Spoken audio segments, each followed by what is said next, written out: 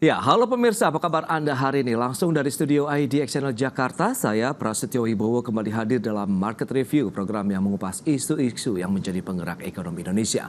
Live streaming kami bisa Anda saksikan juga di idxchannel.com. Dan pemirsa, langsung saja kita mulai Market Review selengkapnya.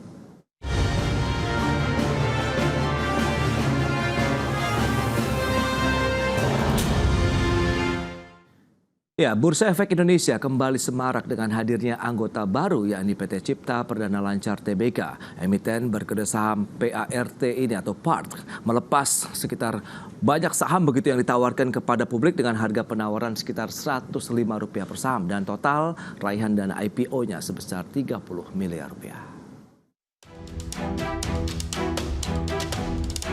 PT Cipta Perdana Lancar Tbk resmi menjadi perusahaan tercatat di Bursa Efek Indonesia. Emiten berkode saham PART ini menawarkan sebanyak 680 juta saham baru dengan harga penawaran sebesar Rp105 per saham. Dengan demikian, perusahaan tercatat yang bergerak di bidang usaha manufaktur komponen suku cadang otomotif, elektronik, dan sanitasi ini meraih dana segar sebanyak Rp71,4 miliar. Perseroan akan menggunakan dana hasil IPO untuk belanja modal dalam rangka ekspansi bisnis perseroan sebesar 54,39%, yang terdiri dari pembelian berbagai macam molding untuk mencetak berbagai komponen otomotif yang diproduksi oleh perseroan, dan pembelian mesin dalam rangka ekspansi usaha perseroan. Kemudian sisanya atau sekitar 45,61% untuk modal kerja perseroan, yang menyertai saham baru perseroan atau sebanyak 33,33% dari total jumlah saham ditempatkan dan di store penuh. Adapun rasio waran seri 1 adalah 1:1, di mana setiap satu waran seri 1 memberikan hak kepada pemegangnya untuk membeli satu saham baru perseroan yang dikeluarkan dalam protokol. Dari Jakarta, Tim Liputan IDX Channel.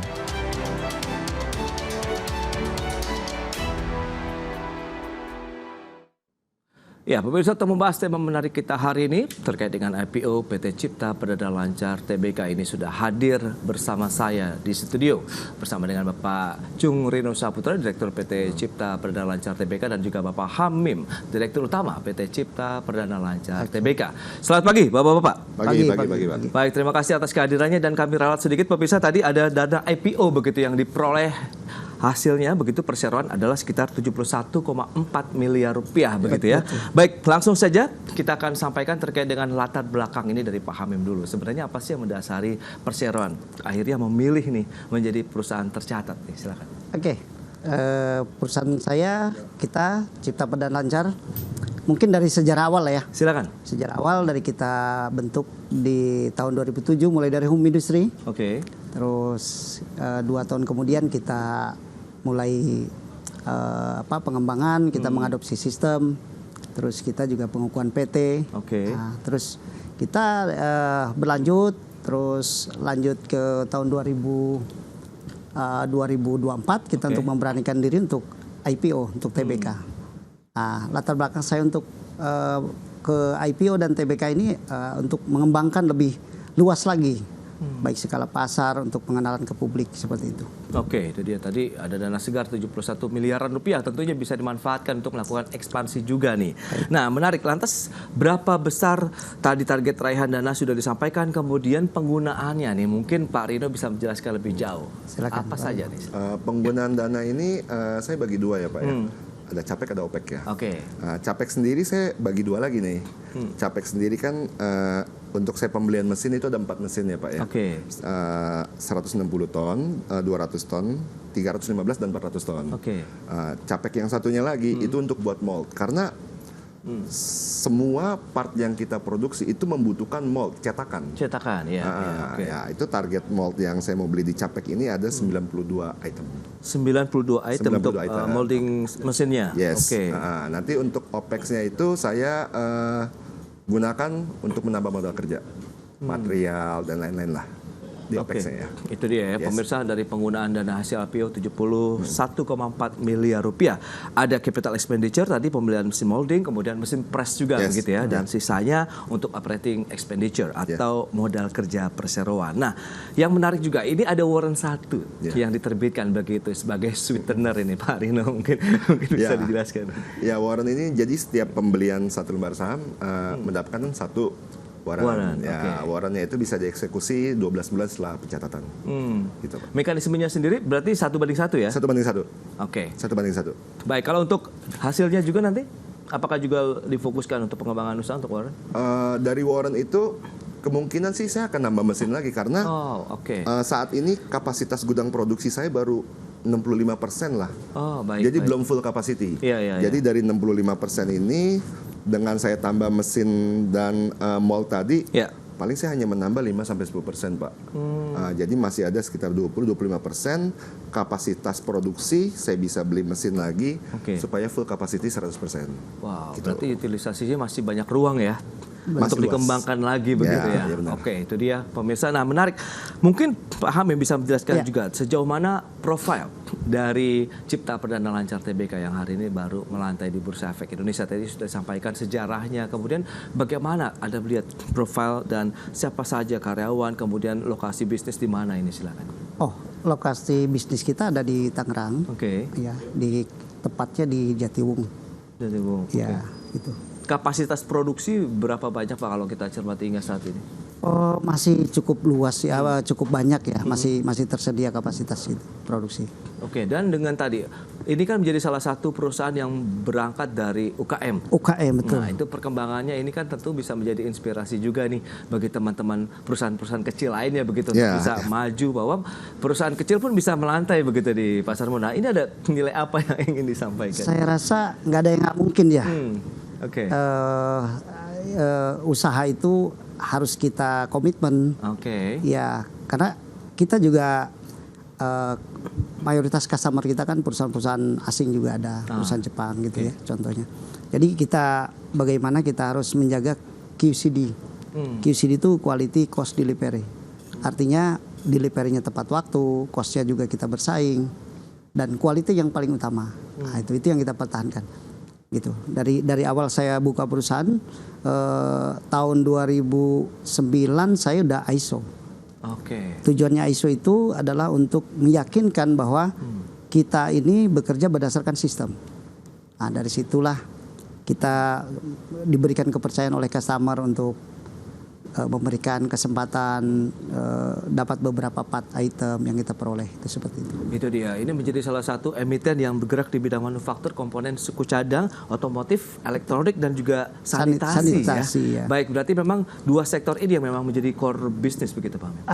Kita lebih ke otomotif ya Pak ya. Otomotif mungkin itu sekitar 97%, sisanya baru sanitasi dan elektronik. Oh, berarti memang lebih dominasinya untuk otomotif ya.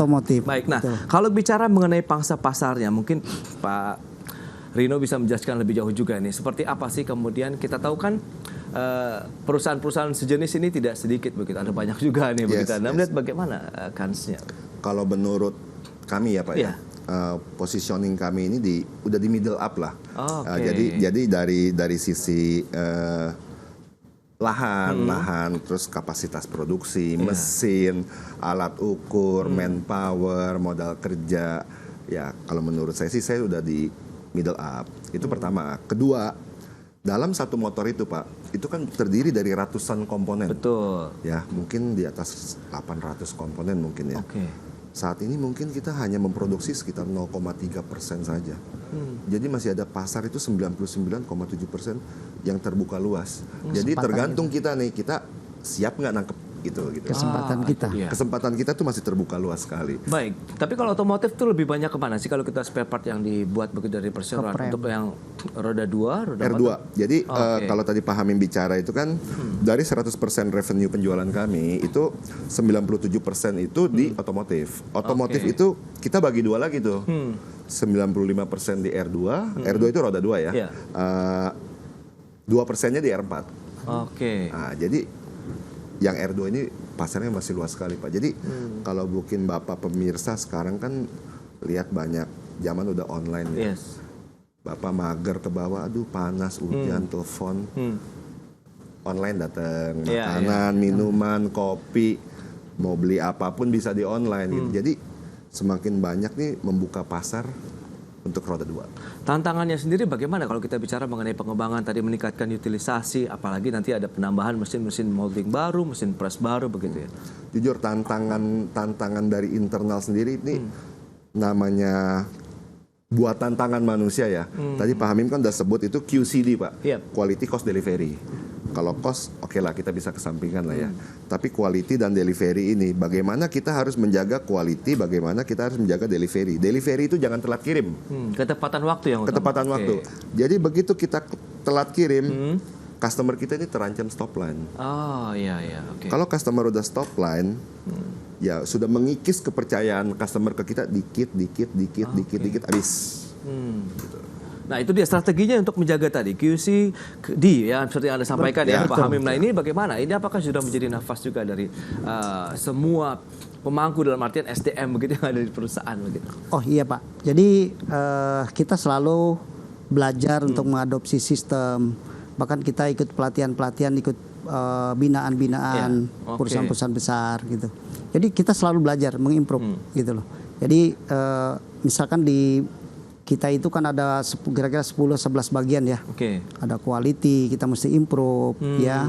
Maintenance, mekanik semua kita improve gitu. Jadi terus berkembang terus Pak gitu. Inovasi. Bahkan kita juga akan mengembangkan mengadopsi sistem, kalau ini kan baru ISO 2015, kita akan naik ke ISO ITF. Itu untuk roda 4. Oh oke. Berarti memang ekspansinya akan lebih jauh lagi begitu ya. Tidak hanya R2 saja, fokusnya nanti juga masuk ke R4. Baik, kita akan bahas nanti daerah mana saja yang menjadi pangsa pasar ya. Tapi kita akan jeda dulu sebentar ya. Baik pemirsa, kami masih akan segera kembali usai pariwara berikut ini.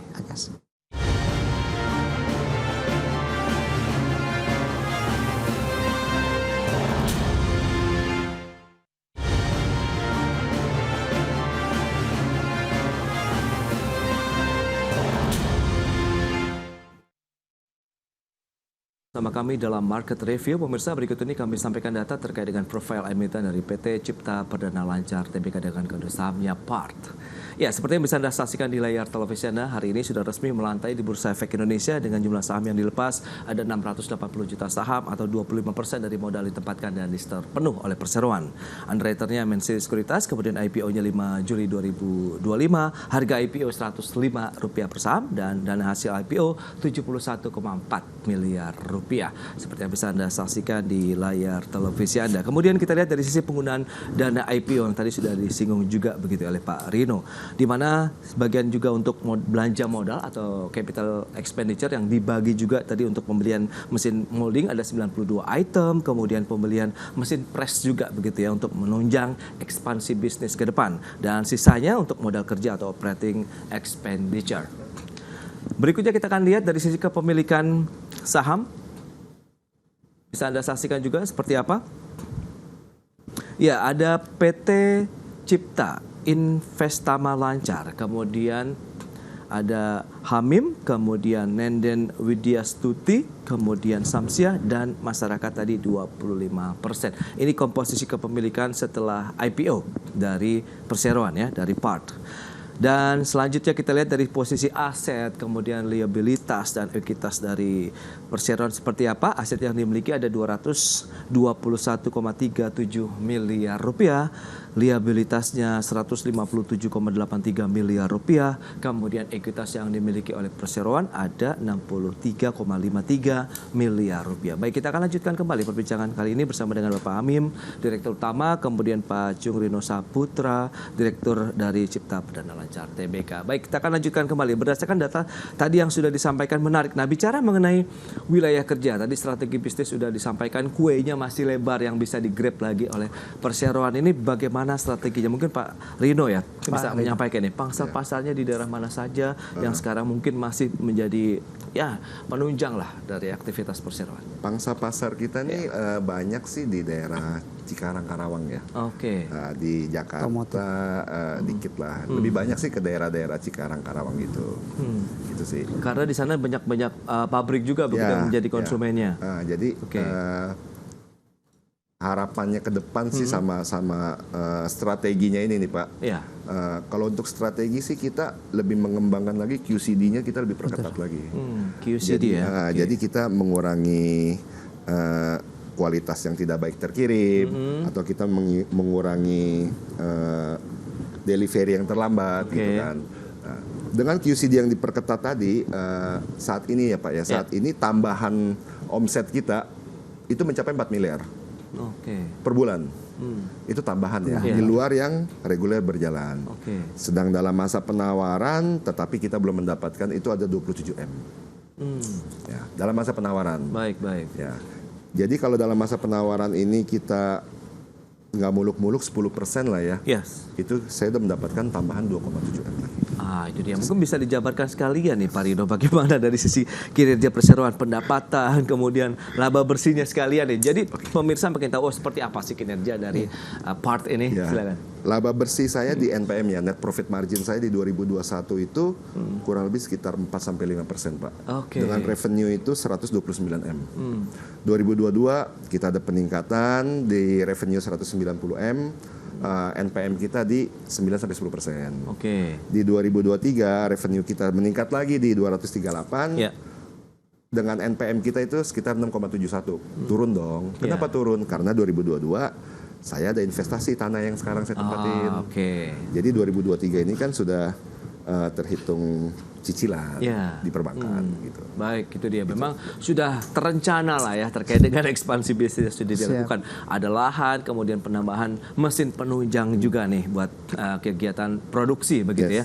Nah, Pak Hamim, bagaimana strategi ke depan begitu? Mengingat tadi tantangannya masih terbuka lebar, kemudian bagaimana meningkatkan utilisasi, produktivitas dengan beberapa sektor ya. Kalau bicara mengenai tadi ada otomotif, kemudian tadi ada sanitasi, kemudian elektronik begitu. Ya. Ke depan, tantangan ke depan ya itu tadi yang harus kita improve tadi, mulai dari SDM kita improve, kita improve, teknologi pun kita improve dengan proses yang harus kita perbaiki prosesnya untuk kita kejar profitnya gitu. Jadi kita ini sekarang lebih cenderung nanti pembelian ke mesin-mesin besar Pak.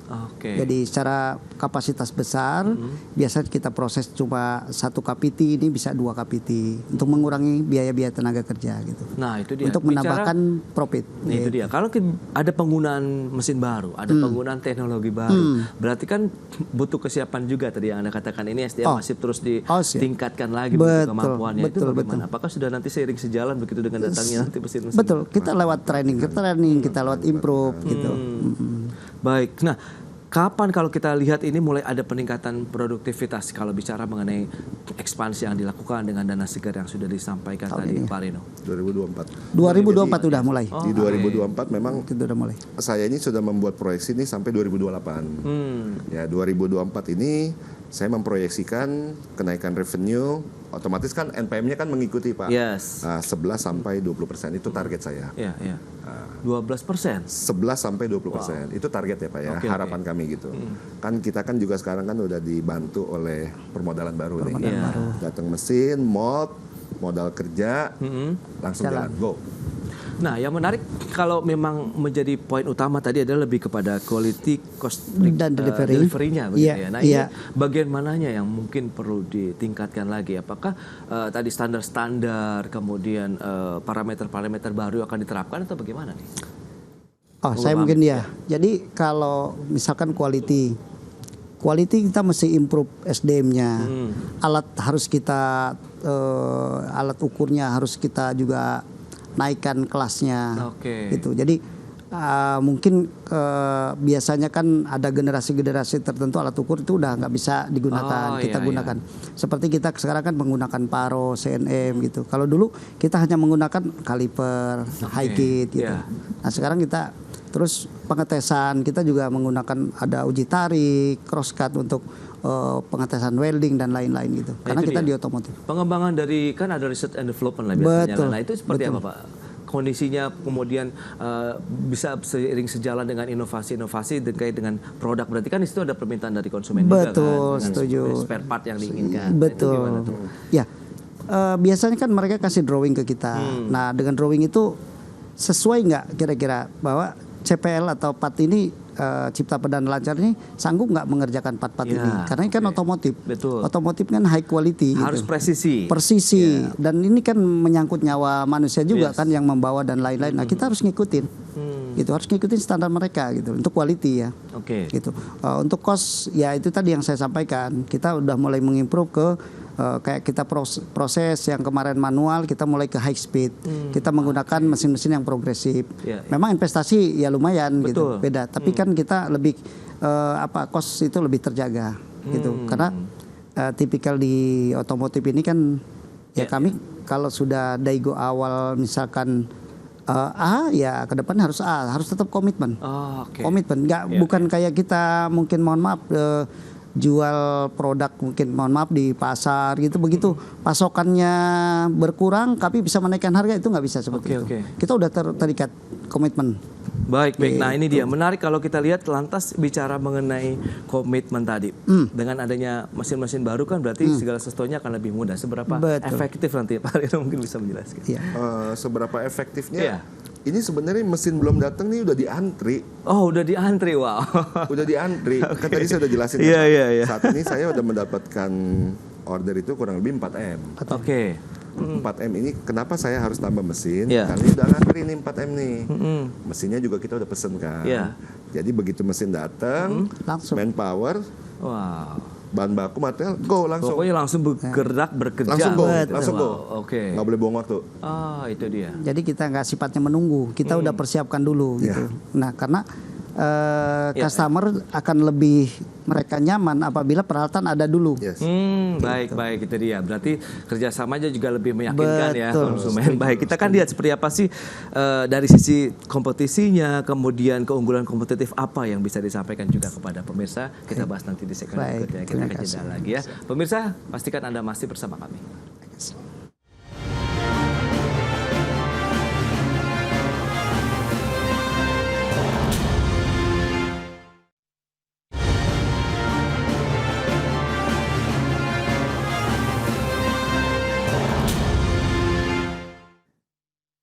Baik, pemirsa, kita lanjutkan kembali perbincangan menarik ini bersama dengan Bapak Hamim, Direktur Utama dari PT Cipta Perdana Lancar Tbk, dan juga Bapak Jung Rino Saputra, Direktur PT Cipta Perdana Lancar Tbk. Baik, ini bicara mengenai keunggulan kompetitif. Tadi dari sisi strategi bisnis sudah dijabarkan cukup panjang begitu ya, apalagi dengan hadirnya mesin-mesin baru yang ini bahkan tinggal klik saja langsung operasi begitu, langsung go yang sudah disampaikan oleh Pak Rino. Nah, bicara keunggulan kompetitif, nah ini apa yang bisa disampaikan nih Pak Hamim kepada pemirsa, pada investor yang sudah menanamkan dana mereka begitu ke perseroan? Keunggulan kompetitif kami yang jelas dari teknologi tadi. Jadi kita mengefisienkan proses itu pasti. Jadi kita buat molding, buat dice itu yang satu proses itu kalau bisa 2 atau 3 KPT langsung keluar. Jadi itu penghematan yang sangat kita rasakan saat ini. Itu. Terus ya masalah delivery, kita bagaimana caranya delivery kita dibuat Kanban, persiapkan stok yang cukup supaya tidak ada penumpukan gitu. Baik, nah Pak Rino, kalau misalnya bicara mengenai strategi bisnis untuk bagaimana menjaga juga kinerja, pendapatan dan lain-lain, ini Anda melihat bagaimana? Efisiensi kan selama ini menjadi suatu keniscayaan saat ini begitu ya, di tengah tekanan kondisi saat ini begitu. Anda melihat bagaimana kalau perseroan menerapkan efisiensi sendiri? Jadi gini, kalau efisiensi sih gini Pak. Jadi kalau dalam hal kita penggunaan material ya, penggunaan material ini kan satu lembar material ini kan kita cetak beberapa partsnya ya. Nah, itu untuk proses awal blanking namanya kan. Kalau misalnya dari awal ini misalnya kita selisih jarak antar part ini 10 mili katakan, kita kecilin lagi di 5 mili. Jadi untuk menghindari nih bahan material yang pakai terbuang. Nah, itu salah satu efisiensinya. Itu sangat berdampak sekali Pak.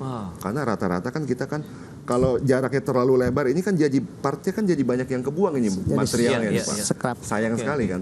Kita terapin bisa nggak nih kita geser dari 10 mili jaraknya ke 8 mili. Dari 8 mili kita geser lagi ke 6 mili, bisa nggak nih? Sampai titik maksimal kita geser. Itu untuk efisiensi yang saya rasa sih lumayan sekali ya Pak. Nah, untuk delivery-nya sendiri bagaimana? Mengingat ini kan lumayan jauh kalau misalnya tadi bicara mengenai daerah yang paling cukup mendominasikan di daerah Karawang, posisi pabrik di wilayah Tangerang begitu ya. Jadi sebelum kami mass production, itu kan kemarin ada Daigo dulu. Daigo dulu. Jadi sebelum Daigo ini kan kita udah masukin nih Pak. Penawaran kita sudah breakdown harga bahan baku berapa, manpower berapa, operasional berapa, termasuk biaya kirim, packing, semua kita udah hitung di awal. Oke, kita masih untung, go. Baik, oke. Ekspansi ke depan apa yang dilakukan ini Pak Hamim mungkin bisa sampaikan juga nih. Ke depan setelah tadi IPO, Ekspansi kemudian kita ke depan rencana masih ada area sekitar 8.000 meter. 8.000 meter. Itu rencana kita untuk jangka panjang kita akan kita bangun kita untuk ke market kita ke roda 4. Oke, Gitu. itu dia. Nah, itu. Roda 4 itu tantangannya seperti apa ini? Pak Rido mungkin bisa menjelaskan nih. Kalau bicara mengenai kan tadi dominasi memang selama ini R2. Ya. Kalau roda 4 tantangannya ini gini Pak. Kalau roda 4 ini kan mungkin pasarnya ini kan nggak terlalu banyak kayak roda 2. Itu mungkin tantangan saya ya. Tapi bagaimana saya harus mendapatkan order yang bisa menghasilkan revenue yang baik, profit yang baik nih. Ya sekarang ya otomatis ya saya harus nambah manpower lagi nih, marketing yang handal, terus manpower untuk operator yang handal, engineering yang handal. Jadi begitu kita dapat order R4 sudah tidak mengecewakan customer lagi, QCD-nya gitu. Oke, tapi dengan hadirnya tadi mesin-mesin baru itu bisa menunjang. Mesin baru itu untuk R2 Pak. R2 justru. Itu untuk R2, bukan untuk R4. Pengembangan untuk berikutnya masuk ke ekspansi ke R4? R4 itu target saya jangka panjang. Jadi mungkin tidak di tahun ini. Di tahun ini target saya ini saya menambah 4 mesin tadi sama 92 mold. Ya. Kalau ada kesempatan lagi mungkin saya akan tambah lagi ada sekitar 8 robot welding. Robot welding. Iya, tapi itu parsial ya. Mungkin sebulan, nanti 2 bulan kemudian saya tambah satu lagi. Saya juga ada satu line lagi, ini ada 15 mesin spot welding yang saya mau tambah, itu pun parsial. 2 dulu, 1 dulu, 2 Berarti dulu. sebenarnya kapasitas dari area pabrik pun masih cukup ya? Jangka pendek ini 1 sampai 2 tahun ke depan itu saya mau fullin dulu kapasitas pabrik saya. Dari 65% ke 100%. Itu dulu. Yang lainnya ntar dulu. Nanti pikiran pecah-pecah nanti.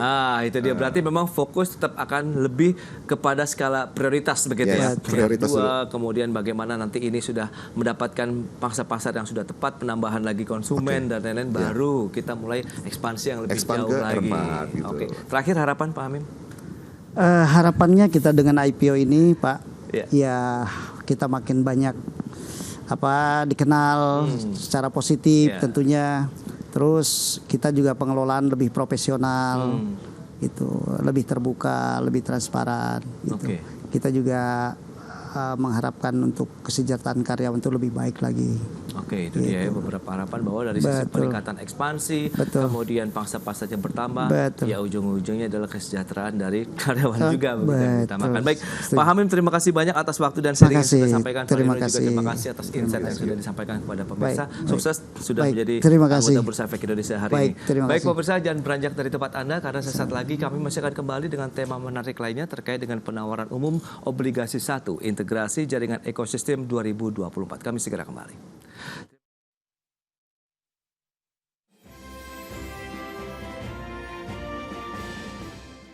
Jaringan ekosistem atau WAVE menerbitkan obligasi